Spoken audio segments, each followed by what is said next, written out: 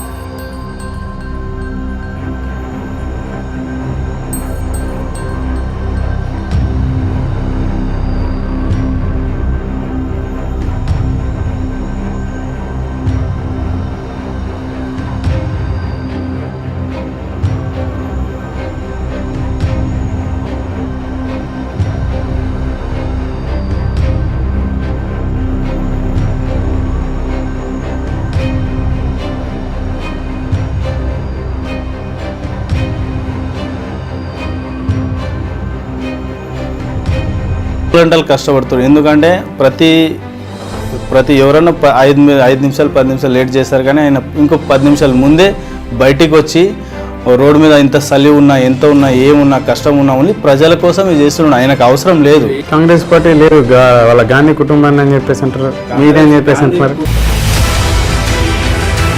నాకు ఏ బ్యాక్గ్రౌండ్ లేకుండా నాకు అవకాశం కల్పించింది ఒక కాంగ్రెస్ పార్టీ. ఈ రోజున కాంగ్రెస్ వైస్ ప్రెసిడెంట్ అవ్వడానికి శివరాత్రి ఏం డబ్బులు ఇవ్వలేదా? రేవంత్ రెడ్డి గారు పదవులన్నీ కూడా పైసల మీటర్లకు ఇచ్చినాడు, పైసలు తీసుకొని ఇచ్చినాడనే ఈ కాంగ్రెస్ పార్టీ సీనియర్లు చెప్తున్నారు కదా. రేవంత్ రెడ్డి గారు పైసలు తీసుకొని పదవులు ఇచ్చినారు, మీ మాణిక్యం ఠాకూర్ గారు కూడా పిసిసిని సమ్ అమౌంట్ కోట్లకి అమ్ముకున్నారని చెప్పేసి.